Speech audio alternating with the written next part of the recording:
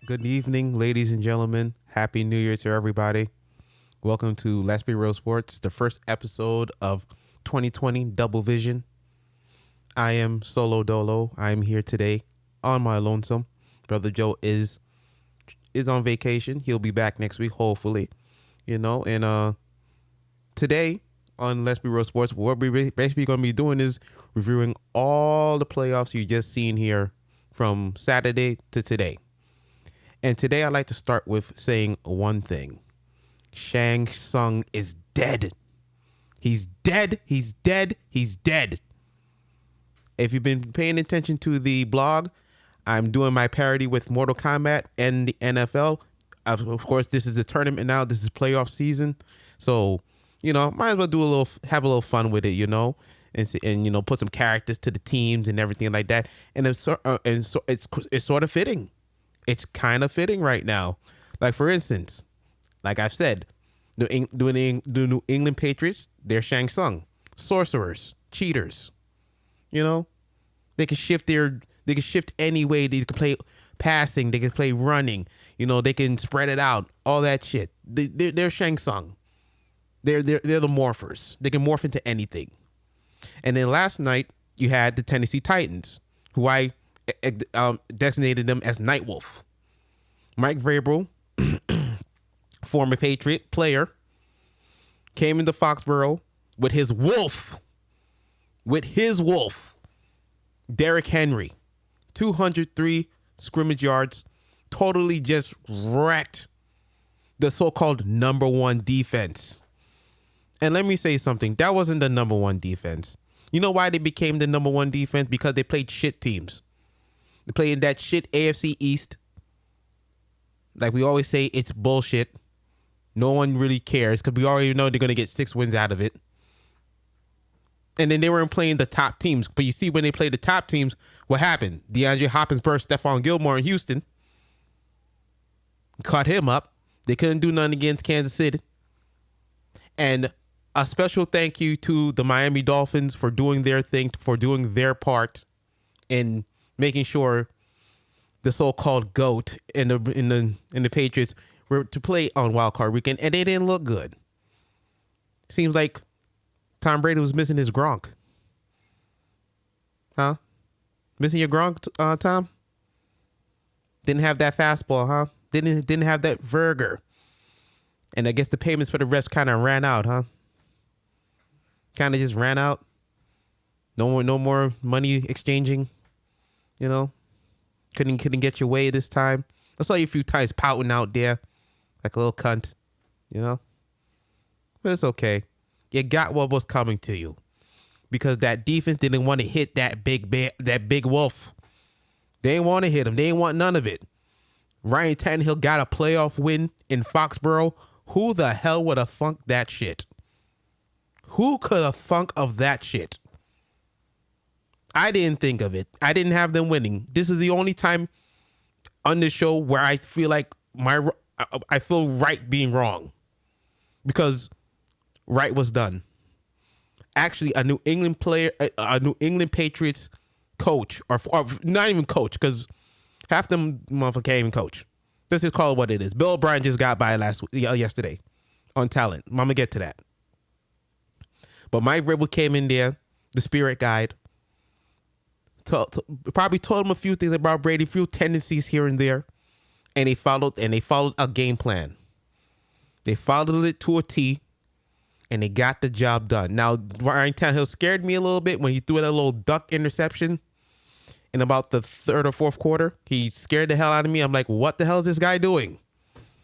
Just give the ball to Derrick Henry. That's all you have to do. Give him to Derrick Henry.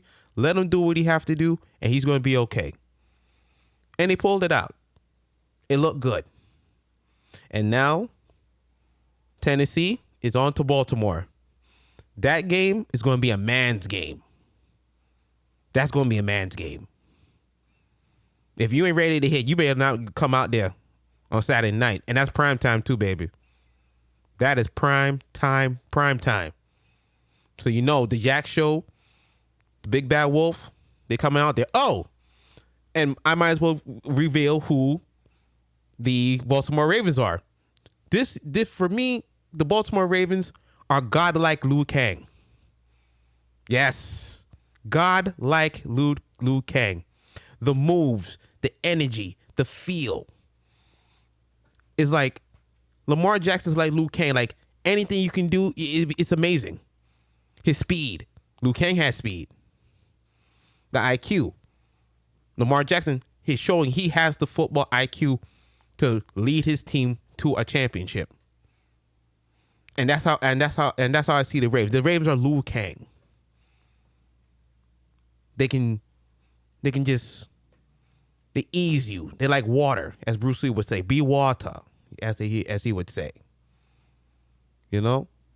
And I feel as if this game right here is going to be a man's game. I got the Ravens winning anyway. Because it's going to be a man's game. It's going to be a man's game. It's going to be hitting going on. Some real hitting. Some old school hitting you're going to be seeing. And it's going to be a very close game. I say this game next week is going to be, I'll give it, I'll say, what's what I want to give them? Well, the Ravens, I'll say, okay, I say the Ravens 30, the Titans 20. I think in the end, the defense for the Titans are going to wear down. With the Ravens having the extra bye week, they're more healthy. They're ready to go. They're ready to hit. It might take them a little bit of time to get into the game, a little bit, but they'll be ready. By the time that second quarter hit, they'll be off and running. Their offense will be running, and I think they can sit there and just hold these guys off. It's not going to be like a super blowout, but there's going to be some hitting going on. You better be. It's like some crash test dummy shit. It's gonna go down. It's really gonna go down. And then also on Saturday night, you had the Houston Texans and the Buffalo Bills, who played a wild game. There was so much stuff going on in that game. I had to go outside and smoke a blunt. I was like, what the hell's going on? What is going on? First, Buffalo hits the Philly special. And I'm saying to myself, what the hell is going on out here? Is Bill O'Brien really going to make this go down again? Another one of these Belichick disciples who's been coaching and basically been getting off on Deshaun Watson's talent this whole time, basically. Yeah, they won the division 4 out of 5 years, but every time they hit the playoffs, they lay a big egg. And in the first half, they were laying an egg again. As I posted on the Facebook page, I labeled the Houston Texans Sub-Zero, because Sub-Zero, he's a mainstay. He's stable, but sometimes he just can't get over the hump when you play him, when you use him. You really got to know how to use them.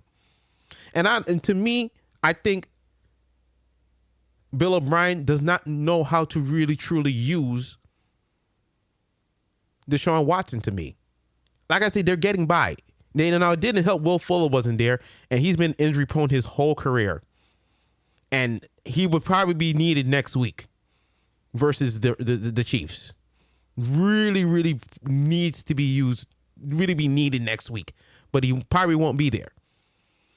In the game yesterday, like I said, the Bills got out to a lead. They were looking good. The defense was holding. Deshaun Watson was sacked by 7-8 times. It looked like, damn, they're gonna lose again. And I kept saying on the blog, fire O'Brien.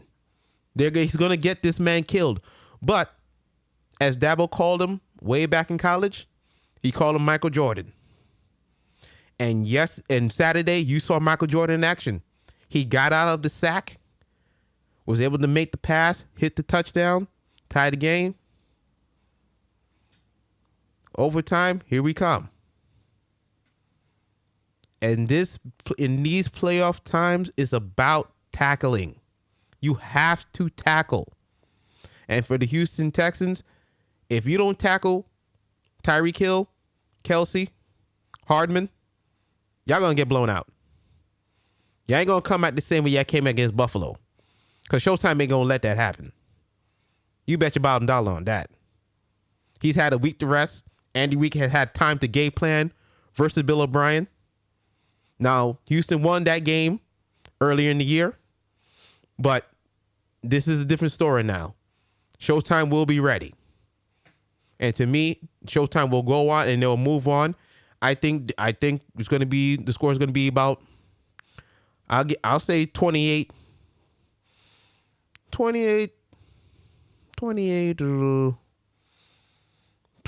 give it 28-20. Because the Chiefs now have learned you don't have to throw over the lot all over the place.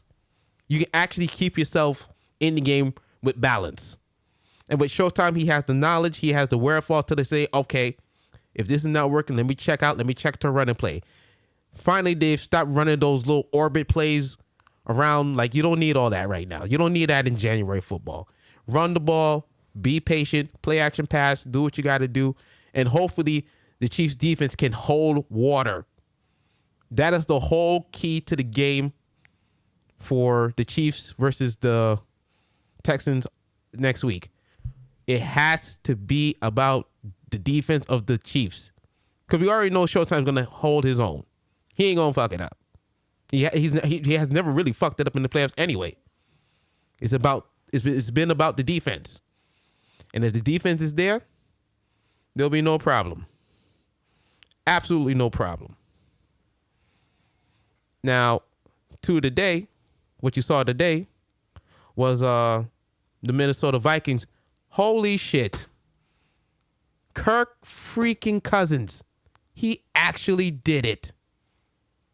I couldn't believe my eyes when I saw Kirk Cousins lead that drive down the field. First of all, that was a terrific pass to Allen Thielen, who was having a very bad game. He fumbled the ball, had bad penalties, really wasn't really into the game. But when it mattered most, cover zero, Kirk Cousins, down the field, boom, first down.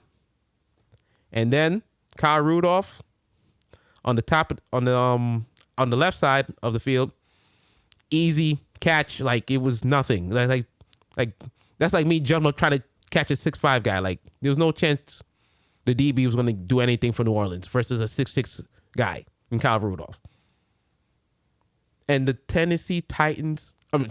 the Minnesota Vikings get out there with a win.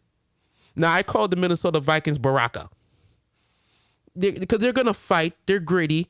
But you didn't think they really wasn't going to. No one had these guys winning in New Orleans. No one did. And if you did, you're a liar. You're a liar. You ain't think Kurt Madoff was going to go out there and do what he did. He actually made that $84 million stand on hold water. But now they get a chance to go to San Francisco next week and do it again against the overall number one seed, San Francisco 49ers, who I have labeled Shao Kahn for the only reason their defensive coordinator looks like Shao Kahn. If you take a picture of him and put a helmet on his head, the Shao Kahn helmet, that is him. I swear to you. Or you can build a Shao Kahn from the San Francisco. All you need is Nick Bosa. Put the defensive coordinator's head on Nick Bosa's head, his body. Put the helmet on. Shao Kahn right there. There you go. And you know their defense is going to hit. They're going to hit. Now I don't know if it's going to be hitting like Saturday night with the Ravens versus the Titans, but there's going to be some hitting. But in the end, San Francisco wins. I'm not going to disrespect them. I'm not going to disrespect Minnesota. San Francisco wins 30. No, that's a lie. I'm going to say San Francisco. I'll give San.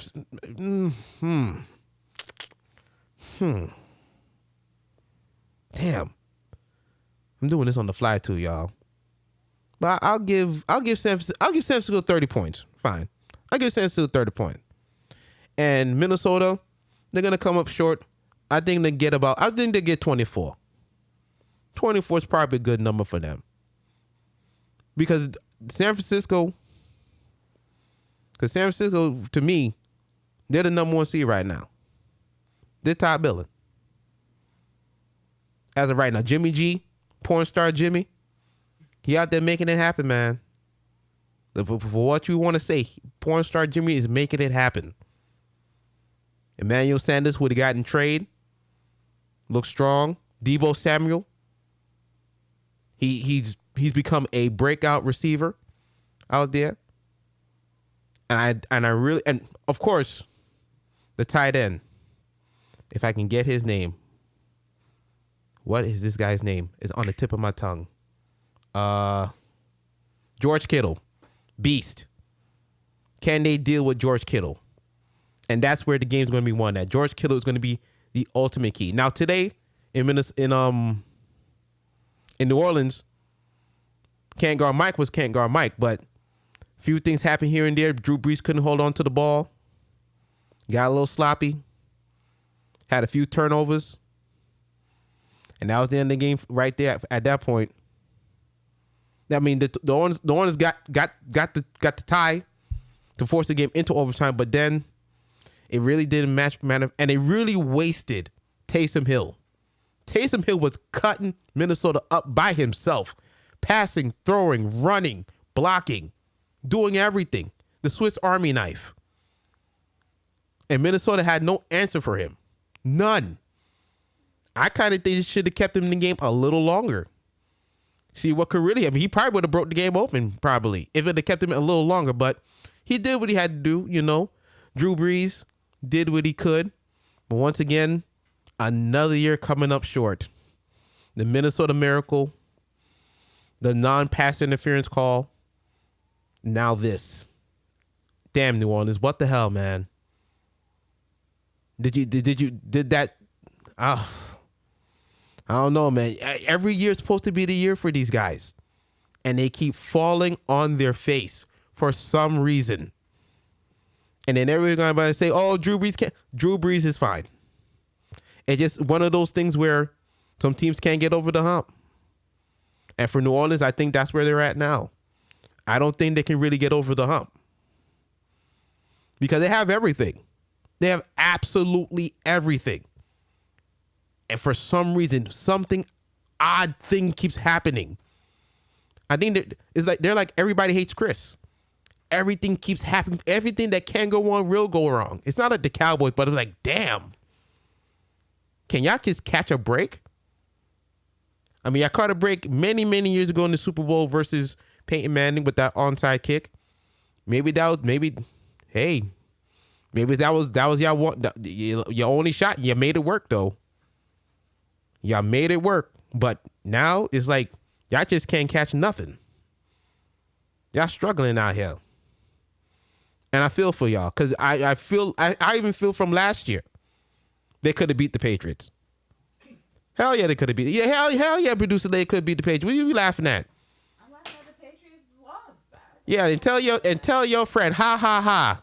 I'm not trying to help her cry. No, she gonna cry all motherfucking day. She gonna cry all day. Her champion, her sorcerer, is done. Finish.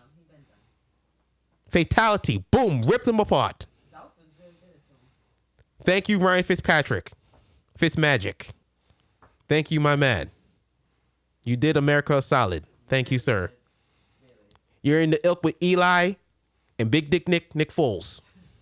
You're in that ilk, and we give you and we salute you. Also, I'm pretty sure by now when I was watching the game with which is now over, I believe, with Seattle versus Philadelphia. Eagles, thank you, producer lady. And it was really nothing. And let me say something. Carson Wentz, I don't know, man. It's like he can do it, but every time that he gets to that playoff situation, he gets injured inexplicably. The year they win the Super Bowl, he blows his knee. I think the year before that, he hurts his back. This year now, he had a concussion in the first quarter. It's like, Jesus Christ. Did y'all sign a blood note or something for the Super Bowl or something that y'all won? Because every time Carson Wentz is right there getting ready to make that push, we're getting ready to say, hey, all right, Carson's going to be the next. Something happens. I don't know why. Is it karma? I don't know. It's downright. I feel for Philly fans in a way, because he could have had at least 2 runs at the Super Bowl, at least 2, and he's falling apart. I don't know if he needs to build his body up. I don't know. And for what it's worth, he was working with nothing, and that's why I gave the Minnesota Vikings. That's why I gave the Philadelphia Eagles Mo Camp. Because no one knew who Mo Camp was in Deadly Alliance. He was just there as a character off the street, just like a lot of the Philadelphia Eagles players, off the street, off the practice squad, and he did everything he could. But for some reason, he cannot stay healthy. It boggles my mind. And the Eagles need help receiving wise. When they get into this draft next year, when this year coming up, there's receivers out there. There's Jerry Jeudy, Justin Ross, T. Higgins. You got the guy Oklahoma. You got to give Carson Wentz some weapons. Some young weapons that could do something. If they could get up and get Jerry Jeudy, that'd be nice. One of the best route runners in college football today. Then they got to get something to help this guy out. Because Deshaun Jackson was a major disappointment. And he was supposed to be the guy. He was supposed to be that deep threat for Carson Wentz coming back into Philadelphia. And it just didn't happen. I mean, they lost. I saw enough. Once Carson Wentz went out the game, I just said, all right, let me just head over here now. And so said, so done. So the Seattle Seahawks now, I call them raiding. They're raiding to me. They're going to do their due. They're going to have their way. It's going to be a very weird way they do it, but they're going to get the job done, just like they did today. And they're going to head up into Green Bay. And Green Bay, the Packers, to me, is Scorpion. Why? Because Aaron Rodgers is Scorpion. Just to let you know. Because he does everything. He has all the tricks, all the mind-blowing plays. Like, goddamn, like, how did he do that? Like, oh, shit. And it keeps you in awe. And next week, this matchup is going to be huge again. And oddly enough, Russell has Aaron's number. Remember the game, the NFC Championship game that went to overtime, Packers versus Seahawks a couple of years ago. About 4 or 5 years ago. The onside kick that should never happen. That never should have happened because they allowed Seattle to come back. Green Bay allowed Seattle to come back. They didn't even be in that situation in the first place, which is kind of crazy. And number 86, the Packers, basically, if you remember so digitally, you know? So it's going to happen again. And I have to say, call me crazy. I've been called crazy many a time. Many a time on social media, I've been called crazy. Now I know what I'm talking about. It's whatever, but I become right maybe 75% of the time, and I'll take that. But I think Russell might get him again.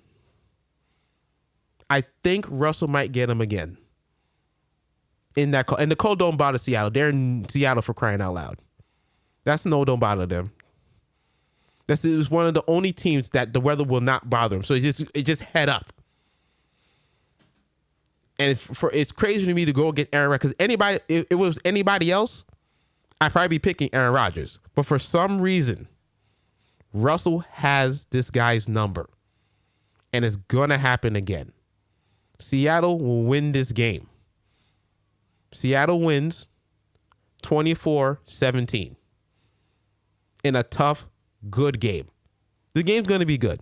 The defense is going to come out. They're going to be sacking guys left and right. But when it's time to make money plays, Rodgers and Russ, they're going to show you why they're one of the best quarterbacks in the league today. But Russell, by a hair, will come out on top. And then, of course, it's setting up Championship Sunday. Oh, I forgot. The Kansas City Chiefs. How can I forget? The Kansas City Chiefs are Johnny Cage. Why Johnny Cage? Because when you look at the Chiefs, they're fun. They're a fun team to watch. Everybody loves watching them. Mahomes and Hill, they're going all over the place. You know, they're fun. But when it's time, recently, when it's time to grind out now and get serious, they've gotten serious. And they will kick your ass. And Johnny Cage will kick your ass once he gets really serious. And this is why I see here. And that's why I'll give you the score already with Kansas City and Houston. And then, of course, you'll set up the NFC Championship game, the Conference Championship games, excuse me. It would be Baltimore versus Kansas City, Liu Kang versus Johnny Cage. And everybody know that matchup is a hot matchup in of itself. You can go play it online right now. Mortal Kombat if you want to. That's always a good matchup. That's a battle of skill versus skill. And whose skill is going to rise up better. And in the real life situation, can the Ravens finally beat the Chiefs? Because the Chiefs already have 2 wins versus these guys already. One each season. One this season and one last season. The 4th and 10 last season was crazy, of course. And if these two teams were to meet, I don't know if I don't know if I'm gonna give the Jack Show the nod on that one, because I'm always saying, hey, you gotta prove you can beat these guys if you ain't beat them yet. But we'll wait and see. Wait, you talking about Lamar Jackson? Yes. Shut the hell up. Hey, get out! Get out! I'm walking out on you. You're not kicking me out. Whatever. You know the difference. Whatever. It's like you're gonna be wrong about the Clippers. Hey! We'll save that for the basketball time when the basketball time is here. We got a lot of time to go with that. Don't be fucking around now. Look, get out of pocket here. We'll have our time, miss. We'll have our time. Okay, you got me out of character and whatnot. Anyway, and also in the NFC, my prediction would go San Francisco 49ers versus Seattle Seahawks Part 3. And I don't know about that one. The first 2 games were crazy in of itself. The Monday night game earlier in the season was ridiculous. The last game of the season with the divisional line was crazy. And Pete Carroll, could you give Marshawn the ball at the 2? Don't take no penalties. Don't be taking no foolish penalties at the 2-yard line. You brought this man back for a reason.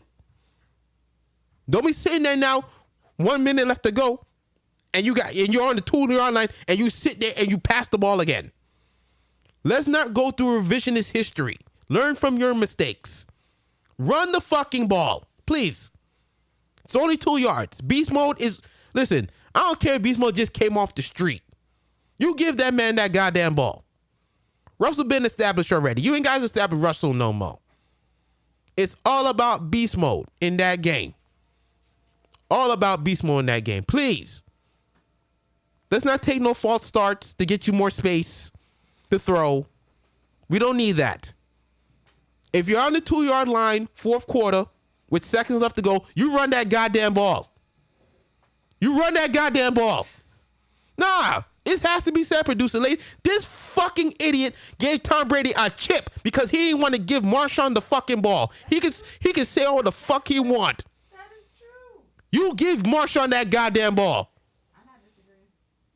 You give Marshawn that ball. If y'all meet, if my prediction comes true, you give Marshawn that fucking ball. You hear me? Come on, man. I play man for crying out loud. I know to run the ball. I'm more running 4 motherfucking times. I'm not passing it 1 time. I got beast mode. That's all I need. Hey, you talking about? Anyway, the 30 minutes went by so fast, ladies and gentlemen. I thank you so much for bearing with me. If you're sleeping at this point, I apologize. I did what I could to give you what I got. I'm not in the best health. I'm coming out from a cold.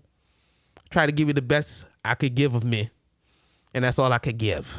So if you're with me here, I thank you. I thank you for watching. Brother Joe will be back next week to do all that whatchamacallit, the not PSAs, that's not PSAs. To do the where we gonna be at and everything like. But you can check us out on social media. On all social media platforms, of course.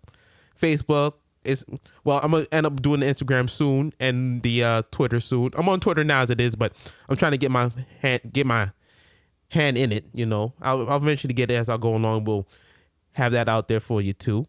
You know, YouTube, Stitcher, all the social media platforms. Please check us out, and of course, please check out the blog. Me and Brother Q are always doing the blog every day as we can. And that's about it. Happy New Year to everybody. I'll be back next week. Peace.